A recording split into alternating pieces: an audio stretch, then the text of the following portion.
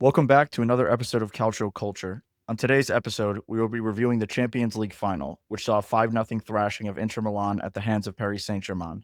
Then we will be analyzing Inter Milan's season as a whole, defining it as a success or a failure. Lastly, we're going to wrap things up with a discussion of Simone Inzaghi's future at Inter Milan.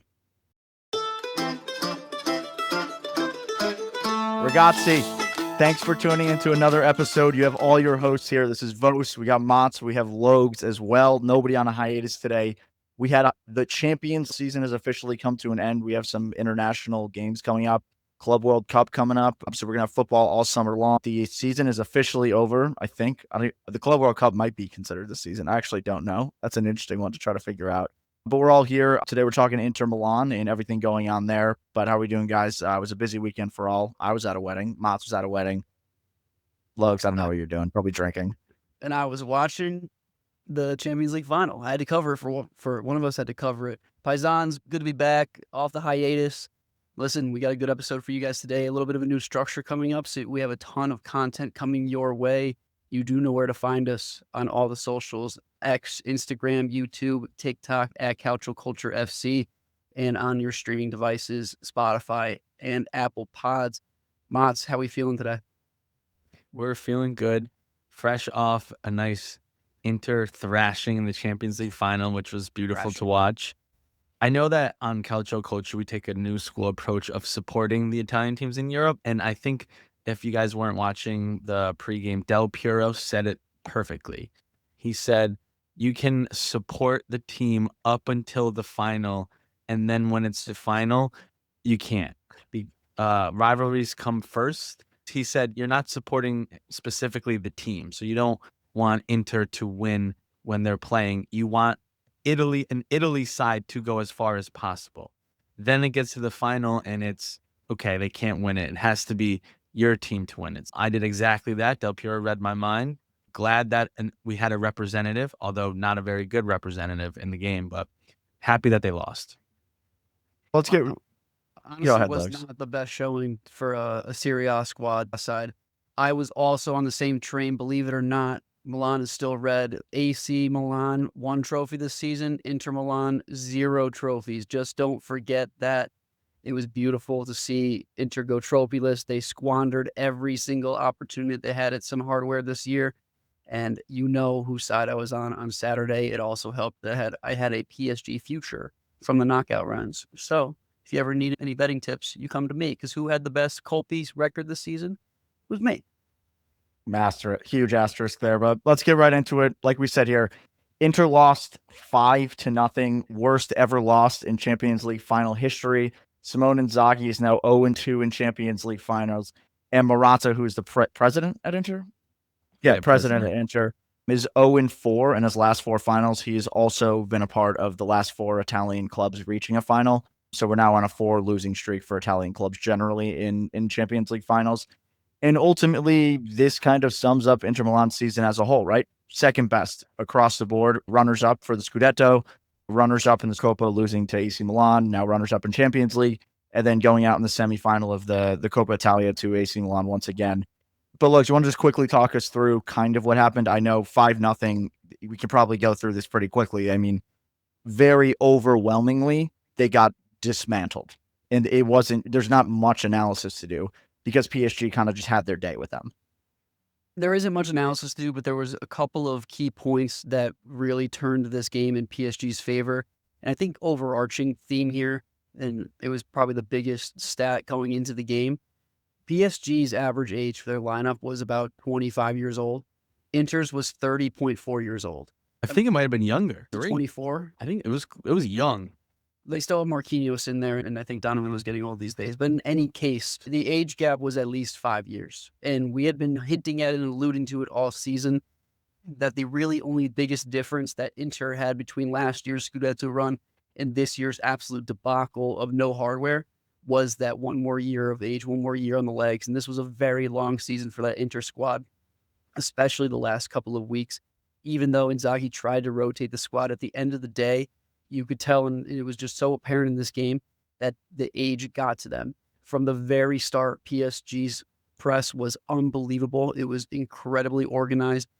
one thing that I noticed, and you don't typically point this out, but Sommer was actually horrendous on the ball, and that's only because of Ousmane Dembele and his ability to track the ball up front. That front three for PSG between Dembele, Doué, and Kvaratskhelia just had their day with the back line with Sommer on Inter, and so that really set the precedent.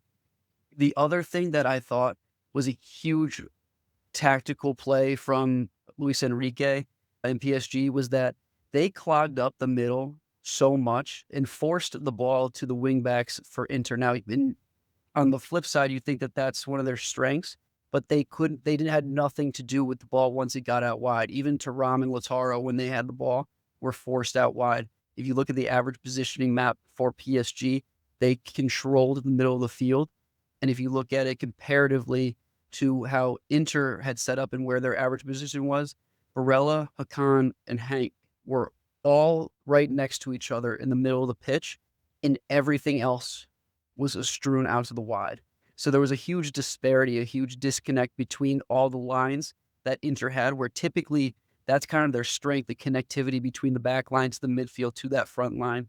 And so, yes, maybe from an analytical point of view, there wasn't much to say because they just got absolutely battered. But I do think that those 2 points had huge contributions to why we did see the scoreline that we did. But in any case, shouts to the front line of this PSG attack. They had come to form at the perfect time. I don't know if you remember back to it, but PSG actually came in 26th, I think, in the table. They had to play their way in to the knockout rounds. But the way that they had played and the way that they had progressed through the stages of the Champions League here, they just happened to be playing their best ball at the right time. And Inter, on the other hand, was playing their worst ball at the worst time. Yeah, it's interesting when you say that because up until the Barcelona tie, they had been, I mean, they still were presumably the best defensive team in the Champions League. But you just go back to the last 2 rounds, conceding 6 goals over 2 legs against Barcelona. Now you have 5 goals in 1 game. So it's the defense really let them down at the end of the day. And I don't think it's necessarily a surprise that PSG won. I think if Inter won equally as much so, it wouldn't have been a surprise. It's the manner in which this actually happened that makes it so shocking because this is not an accurate representation of what Inter Milan were for a lot of this season. They were one of the hardest teams in Europe to score against consistently against some top clubs. But I think what it comes down to is something that Mats had actually alluded to at the very beginning of this season in the Scudetto race, saying he didn't believe that Inter was going to be able to run away with it because people would be adjusting to how they're playing and be able to kind of compete with that and adjust for it. And you saw a manager in Luis Enrique who has tactical plans for every game he goes into in a way that he wants to play, which ultimately Inzaghi kind of does the same thing every game, and they weren't able to exert their will on a highly skilled PSG team. I'd even say Luis Enrique kind of did Inzaghi ball better than Inzaghi in the fact that PSG has been, over the last, since December, the most fluid team in Europe. And Inzaghi usually has that with the center backs playing striker and the center mids playing defense. You saw a PSG team who the midfielders did not have one single position. They were interchanging. The front 3 did not have one single position, constantly interchanging. Hakimi was playing striker. He scored their first goal. Didn't celebrate as he was an Inter player before. I thought that was very respectful. But the point is, that's what you see with Inzaghi ball. You see guys all over the pitch. You don't know where they're at and what position they're in, and people get caught out of place. And they did it perfectly to Inter, and specifically on that left-hand side, which is normally pretty sound with Bastoni, but DeMarco was out of position everywhere. Acerbi looked like he couldn't stay in front of one of because Dembele and Cavada were too quick for him. So it was a mismatch all over the pitch. There were tired legs, old legs for Inter, and hats off to PSG. They deserve to win. I tip your cap to Luis Enrique as well. Yeah, tip of the cap for him. Very happy for him, especially after all the hardship that he's gone through family-wise. But I do also just want to point out, and I know that we want to talk about Inter and the future of Inter Milan, but I do just want to say that I think that this PSG team needs to go down in the history books as how to construct a roster, how to construct a lineup. Because as of the past couple of years, and I think it would have played more so into Inter's favor if this was the case, that a lot of teams are looking for that one guy to take over, that 1 point person. They had Mbappe, they let him, and he walked, right? Real Madrid had a terrible season comparatively what they used to while they had Mbappe. PSG now has a mixture of a bunch of different guys. No one point man in particular, although Dembele will naturally take it home because of his stats. And I think Kvaratskhelia had a very average output, but it was obviously a huge portion of this team. There was no one place that you could say where this attack was going to come from. It came from everywhere, whether it was Hakimi from the wingback position, whether it was Kvaratskhelia driving with the ball at his feet, whether it was Dembele laying it off, whether it was Vitinha, who had an absolute game in the final, driving the ball, playing 1-2 with Dembele, and then playing the final ball to Doué. It came from every which way, and I think that needs to be understood and replicated going forward, because at some point, and I think Inter does it a ton, especially with Acerbi, if you have that one guy that can just be taken out of games, you kind of lose your spunk. You lose that grinta. PSG had it from every single angle, and if Inter even had a game plan for one or two of those attacks, they still had three more in their pocket. So again, like Matt said, tip of the cap to Luis Enrique, tip of the cap to PSG, tip of the cap to this whole team, and a well-earned first Champions League final win. One more thing that I'll say, and then we can kind of shift to the Inter conversation.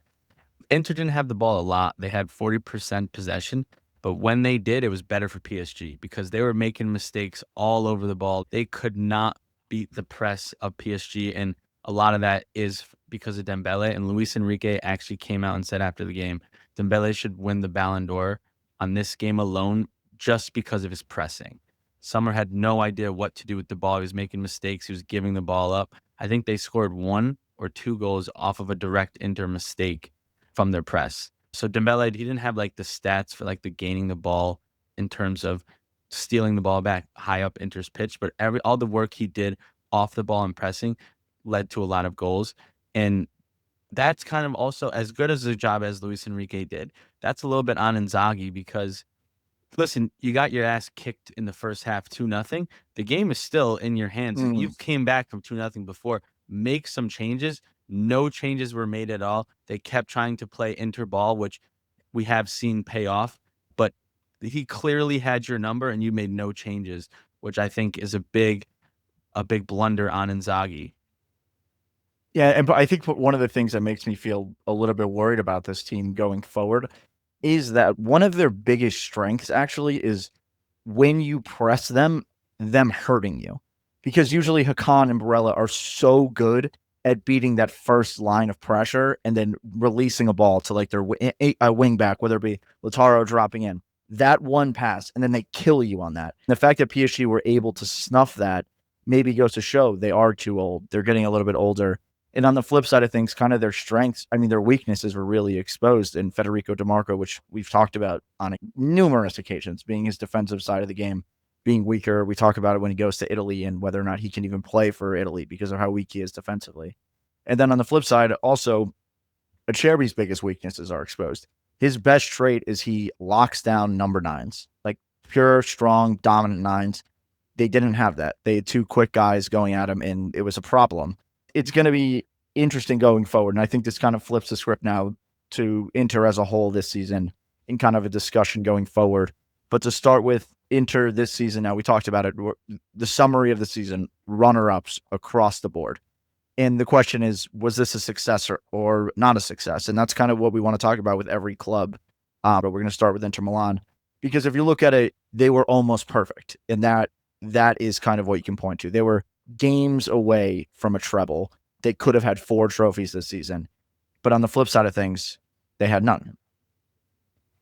Well, that's your answer. They had no trophies. And I do not think as a fan of any fan of Inter can say that you had a successful season with no hardware coming out of the season, coming out of 4 chances over the course, and how it went down, really. We talked about it before we got on here, but the inability for Inzaghi to get this crew motivated to bring home the trophy and the continued poor performances on that final stage just goes to show that this team just wasn't in it.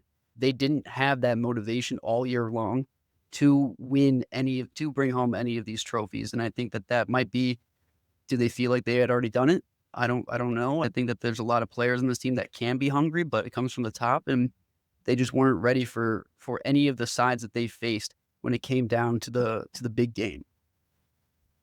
Yeah, if you're saying this is a successful season for Inter, you're grasping at nothing. You cannot label this a successful season at all. 13 points less than last season in the Serie A.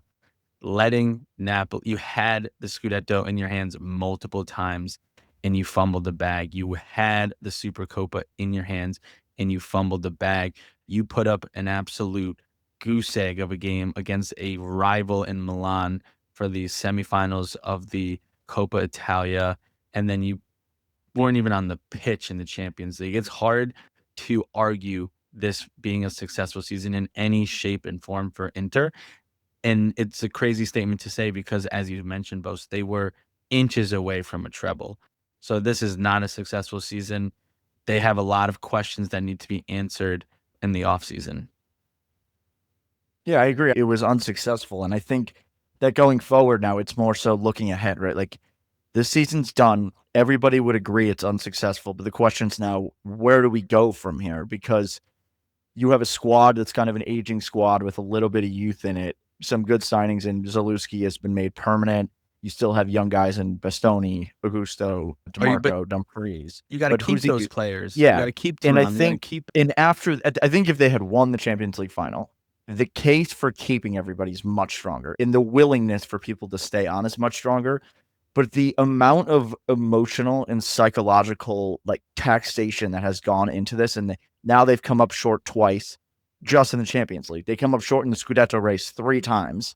How willing are players are going to be to stay with each other at this point when other big clubs come knocking? I mean, Lautaro Martinez is going to be linked away every year, and he is the captain of the club. But at some point, is he going to be who knows who's going to show up? Because it is somebody every year.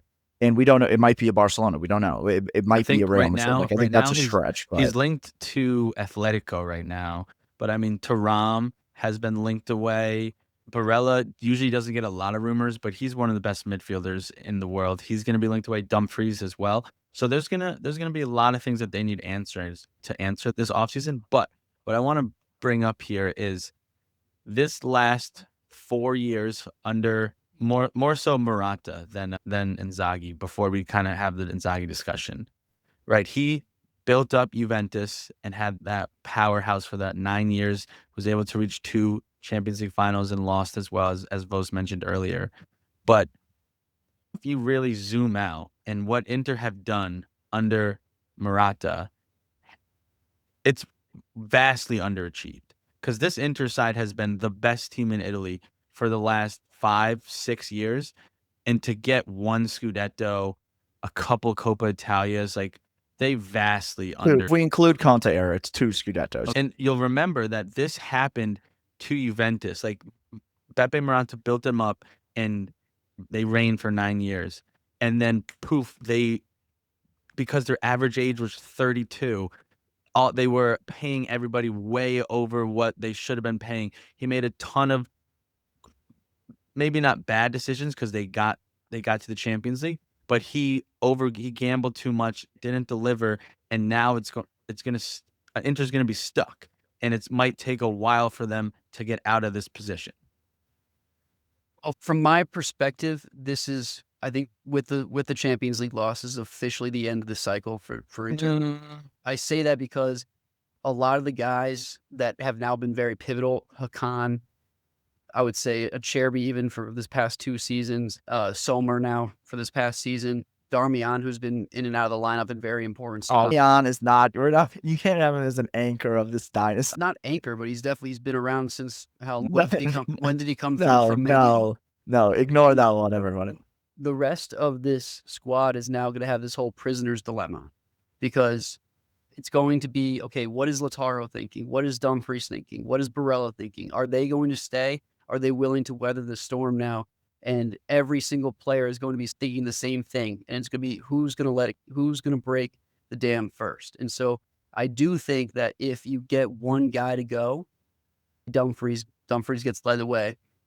I really don't think Barella's going anywhere. He's had offers throughout the couple of seasons here, and he's always decided to stay. I do think Lautaro could go. But once one goes, I think the dam breaks, and you're going to see a very quick outflow of a bunch of guys. I know we noted earlier that Frattesi is already linked away to Napoli. So there's a couple of guys here that if they're not willing to stick it out this the quote unquote maybe hardship next year. I don't know. I think that this, like Mats was saying, this could be the start of a couple of very hard years for this Inter squad. Yeah, I think it's a little premature to say that the cycle is over because there are so many key guys that are very young. And I mean, particularly you look at the Bastoni, DeMarco, Barella.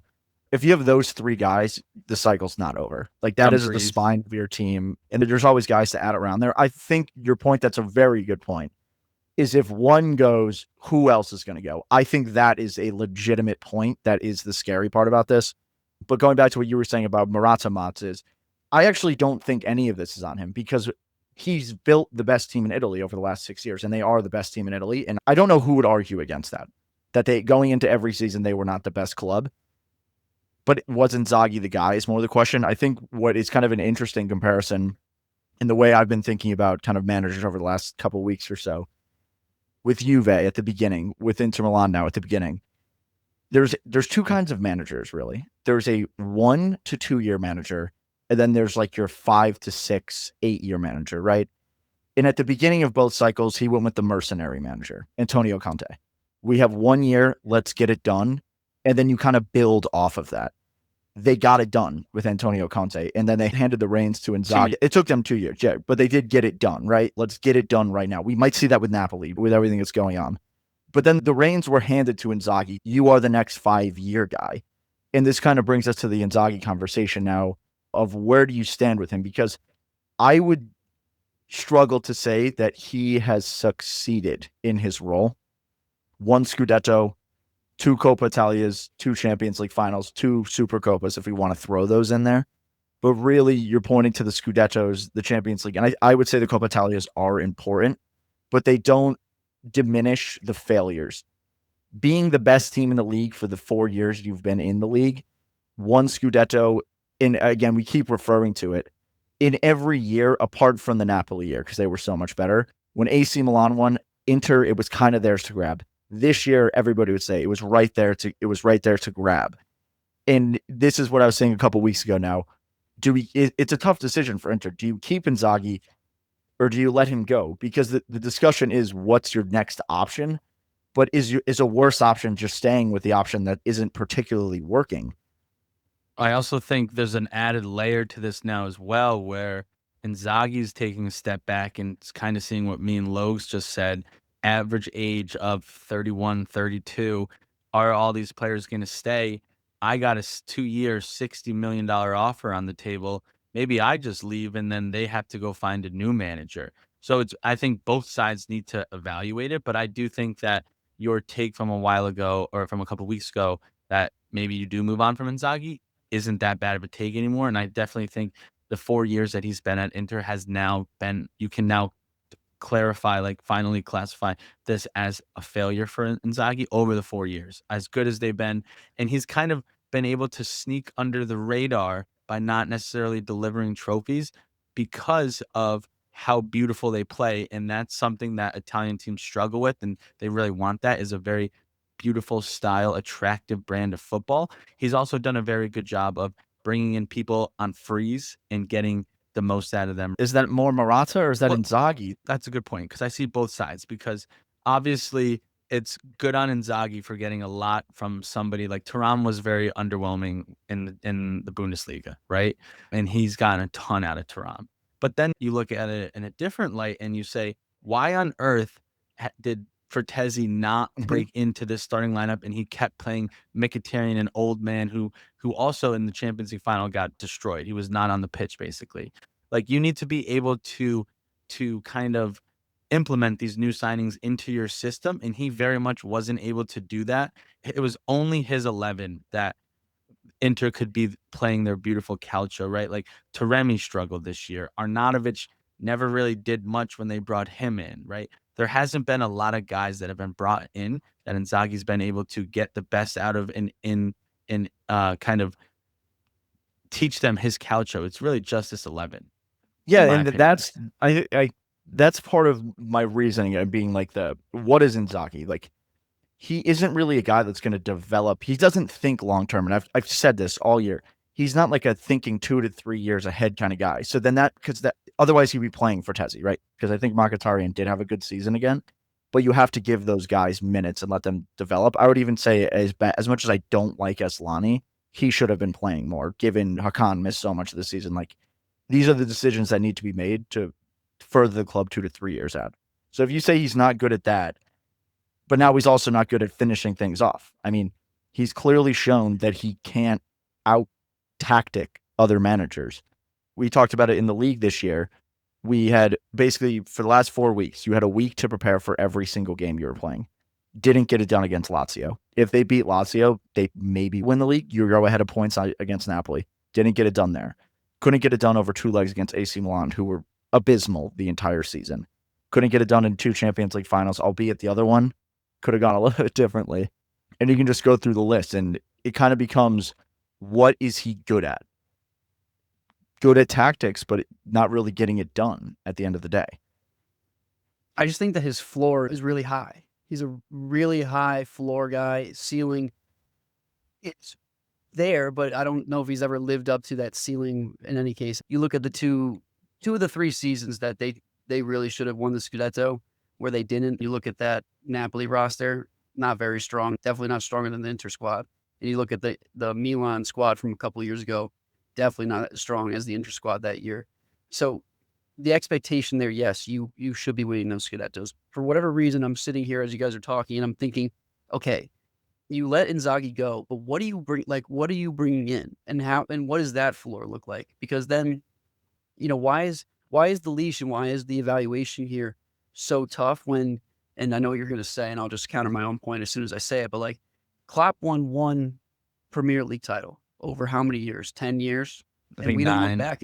Champions League, though, he delivered. Like, if Inzaghi delivers the Champions League, and he won 1 Champions League. And again, this is a very different conversation if Saturday goes very differently, or even if 2 years ago goes very differently. But my point being is, Klopp. We don't look back and say Klopp's was a poor 9 years at Liverpool, right? And I understand the comment is going to be, well, Man City's just the better team across that entire timeline.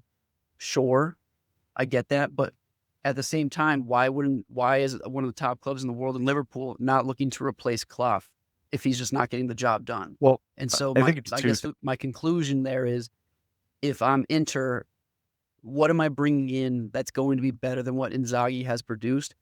And then where else can you put the blame? Mats, I know you had something to say but I just want to say really quick on Jurgen Klopp. The difference with Jurgen Klopp is when he took over Liverpool, they weren't even competing for anything. Inzaghi took over when this was the best team in the league. Go ahead.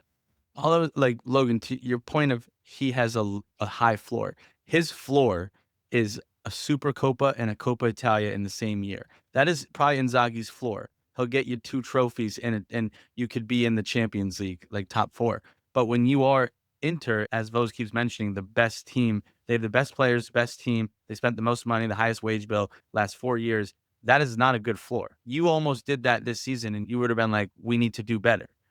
The team, like, that would be that's great for Lazio when he was on Lazio. That's overachieving for Lazio. That is underachieving for Inter. So it goes to the level of the club that you're at.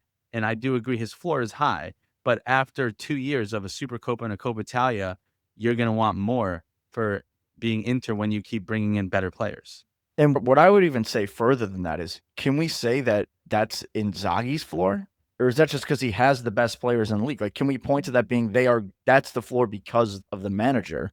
Or would they get this done with Pioli? I think maybe they get this done with Pioli, legitimately. No. Inzaghi very clearly has tactics. That's not. Yeah, but Pioli won the same number of Scudettos as Inzaghi did with a vastly inferior squad. Also got one in the semifinals of the Champions League. So you can say that, but yes, Inzaghi has clear tactics. You can see instruction on the field. But Carlo Ancelotti is a man manager and is presumably a top 5 manager of all time. So where are we dividing it? Because I'm not sure that it's Inzaghi is the reason that there's a floor on this team. I think it's the squad itself, and I think there's other managers in this league that could presumably do the same thing as him. I think Vincenzo Italiano, if you give him 2 years at this team, what does that look like? Probably phenomenal. So the question then, I guess, that we have to answer for each of you, do you keep Inzaghi this year?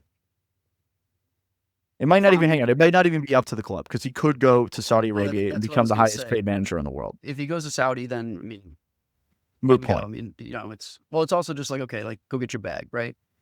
But if the only two decisions are, okay, we keep him or we let him go, and the whole decision is on the management of Inter, I'm probably keeping him right now. A huge majority of that is I do not know what I'm able to replace him with. Given the crazy carousel that's going on in managers in Serie A right now, the one name that keeps coming up for Inter is Fabregas.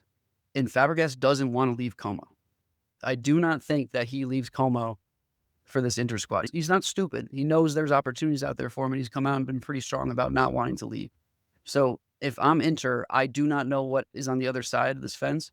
And coming from a Milan fan who lost Pioli, who hated Pioli, and was incredibly wrong about wanting him out, I just think that it's not always greener on the other side. So definitely not always greener on the other side. Agree with that. But when you are Inter and you're just 2 Champions League finals in the last 3 years, Fabregas will leave Como for Inter and immediately. If they see that he's interested, I guarantee Fabregas will go to Inter. Just because it's Inter, it's the next step in his career. It's a bigger club, bigger money, and better players, so on and so forth. With that said, I think it's really, really tough. I think that for Inter, if I was in Inter's shoes, I would want him to make the decision for me. Like, either he leaves and then we got to figure it out, or he's going to stay and this will be his last year. And whatever he does, then this is his last year, and next year we'll find somebody new. And if he leaves, then we'll go try to poach Fabregas or De Zerbi or someone else. Because it's tough. I agree with everything you said, Vos, that he's underachieved. Is he really that good in terms of in-game tactics? We know that his Calcio and his style of play is beautiful, but in-game adjustments, motivating for a 90-minute game consistently. We know he could do it every once in a while for a couple of games, but consistently doing that, delivering results. So it's tough. So if he leaves, I would be like, I wouldn't try to convince him to stay. I wouldn't give him more money or be like, hey, come back. If he says, I want 1 more year, I'd give him the 1 more year. And that would kind of be what I would wait for him to make the decision. Well, I think what's interesting there is what you're saying is that's where we were at the beginning of the year for him, right? Like you've done enough, but like this is the year. You got to do something. That's and true. Then you're kind of going into that cycle. And if it was a different club, I would say stick with it. I'm saying they need to move on. Let me be very clear. And I say that because of where they are at as a club. I think if they were at a different stage, they're in win now mode, right? Like this is what happens with clubs. Your best players are kind of going into their peak age, whether like in Bastoni, they're still young, but Bastoni, DeMarco, Barella are in like peak age. You need to start winning the titles now, or that window is going to close. And I think it already is. It's starting to close. And if Inzaghi hasn't proved that he's the guy, you need to go hire one of those mercenary managers to get this done in year 1, year 2 kind of thing. Who that is, I'm not sure. But money talks. Inter is also a massive club. It's a very desirable job. And I know we're going to talk about this another time, but I would just say like Gasperini is a better option than Inzaghi for me at this point. He's going to push in different competitions. He's proven to underachieve with a good squad or overachieve with a poorer squad. I would rather take that risk, given that I believe that the floor of this club is finishing 4th place in Serie A with any manager, just because they're better than everybody else, player to player. So I would rather take that risk and have the best case scenario be, let's bring in a guy that's going to get one of these done every year, rather than get us far in 3 and get done. So you fair take 1 trophy. That's better than what Inzaghi's doing. Well, I mean, Inzaghi won the league by 15 points last year. Yeah, and he should have won the league 4 times. Antonio Conte won the league in 2 years. You got to bring in somebody else. You can't just keep kicking the can down the road and saying, okay, now we're going to reevaluate. Now we're going to reevaluate. Now we're going to reevaluate. That's a good point. I mean, if Inzaghi, I don't think it's kicking the can though. If this 4 years was for Juventus, he would have been gone. Yeah, 100%. They let Pirlo go didn't he win? That's what I'm saying. If Inzaghi would have been gone in these 4 years if he was at Juventus. So we'll see what happens. But it'll be an interesting offseason for Inter. Lot to decide. Inzaghi new coach potentially, what players are going to, if they can keep players, what they're going to bring in, because they did win the most amount of money, obviously going extremely far in the Champions League. They got a budget. Are they going to spend the budget? We'll have to see in the summer. Inter can go, they can improve, they can get worse, they can go in a lot of different directions, and we'll have to see what they do this summer. Yeah, the summer's going to be incredibly pivotal, and we already touched on that a little bit, but they do need to spend money. They went an entire summer last year putting money away, and they must have saved $1 bajillion because they bought literally nobody besides Vertezi. And so this summer is going to be massive for them in the transfer market. They've already started linking themselves to some pretty big names. And so it'll be interesting to see what the management does in terms of, okay, do they keep Inzaghi and help him out? Do they bring in somebody new and give him, and they get a wish list? Either way, Inter's spending money this summer. They have to. I mean, I think you guys are being a little bit dramatic, I have to say. I don't think they need to spend that much money, personally. I really don't. What do you mean? I mean, where are you going to say they need to spend a significant amount of money? They need a center. They need a center. What do you mean they need? They don't necessarily need to spend a bunch of money on a striker. Yes, they do. Taremi's leaving. He was off. Is another year older. Terrible. And I do really think Thuram is on the outs. Thuram is going to leave. Even if you keep Thuram, a problem with Inter this year was they did not have a game changer to bring on and score a goal. And at the 75th minute plus, they had Taremi did nothing every year. Arnautovic had a couple good games in the Copa. The only goal scorer that they could bring on off the bench was a midfielder. And Arnautovic came up massive so many times. A couple games in the Coppa Italia, he came up massive. He really didn't come up that big. I think he was good, but he's going to be another year older, which we've already seen as a problem for this Inter squad. But regardless of the striker, who we've already seen Lautaro just can't consistently do it by himself, you would have hoped that Lautaro would have had a bigger output this season. But then go to their back line. They only have Bastoni. Apparently, Pavard has been Bissic's injury in the game on Saturday apparently is very long term, so he might be out for the start of the season next year. But you look at Cherby and Darmian, who have played a bunch of minutes this year, they need to go. Those are not. Did Darmian play a little bit at the beginning of the season? Get Darmian out of your vocabulary. But you can't ignore Benjamin had major mistakes in a lot of games. Yeah, Pavard was the second best center back this season. Pavard was exceptional when he played. But my point is that they need to spend money. I'm not going to sit here and say they don't need to add things, but they don't need to replace like a bunch of starters in the 11. They need to add some firepower to bring in off the bench, and then they need to buy a center back. But like to sit here and say like we need to go spend like $100 million or something like that is, I think, a little bit much. If they spend a decent amount of money, like 35 mil on a backup striker, I think that would be a very good signing.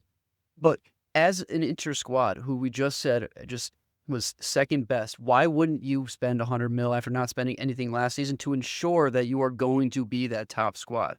That's why I don't understand why they didn't re-up as much as they should have, because you can never just be stagnant. That's not a winning recipe. They have enough money to go out and make sure they're getting guys that are going to be real difference makers. You definitely need a new starting center mid because Hank is way too old. And Peter Zielinski is basically a new signing. That's what Hakan's doing. And Zielinski, like, what do we know? What do you know? What are you going to get out of Zielinski? That's not a surefire, I'm going to win this Scudetto with Zielinski in the midfield. Zielinski has been a probably top 7 midfielder in the league for years. But he barely played this past season. Because he was hurt for half the season. How do you know he's going to come back? You need to make sure that you have a surefire replacement there. I mean, I don't know. Why wouldn't you spend it if you have the money? I don't know if they're going to have the money. I don't know if they're going to be given the money to spend. I mean, they didn't spend any money last year, and they came in second this year in both the Champions League and the Serie A. They should have funds. But here's what I'll say. Inzaghi clearly doesn't utilize Zielinski well either. He's played 26 games in this year. He played 39 total games. That's a pretty good amount of games. He plays them as the regista, where I think Zielinski excels more as more of a box-to-box, like a Barella or in the Mkhitaryan role. Another reason I don't understand why he kept going with Mkhitaryan. He had 2 different options in Vertezi and Zielinski. 2, Hakan was in and out of the lineup. They are way worse without Hakan. They need... And Asllani's not it. And Asllani is not it. They need a Hakan replacement as well. They have a lot of holes. They do. Their defense has to be addressed. They need backup striker.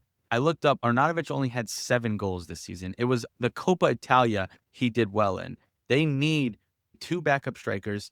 They need a center mid. He needs to figure out how to use Zielinski, and then they need probably 1 or 2 center backs, depending on if Bissek is gone or not. But even that goes back to our conversation. Like, you are now at a point too where if you're keeping Inzaghi, you're buying players for Inzaghi, which could be a big issue because that Regista spot, not every manager uses a guy the way that Inzaghi wants to use him. And you presumably have 3 to 4 midfielders that you can be playing in another system and probably excel in. And Barella, Frattesi, obviously Mkhitaryan's a little bit older, but even Asllani could maybe be better in a different role because I do think he's a good player, but he isn't Hakan in that this needs somebody to absolutely sling passes for you to be successful.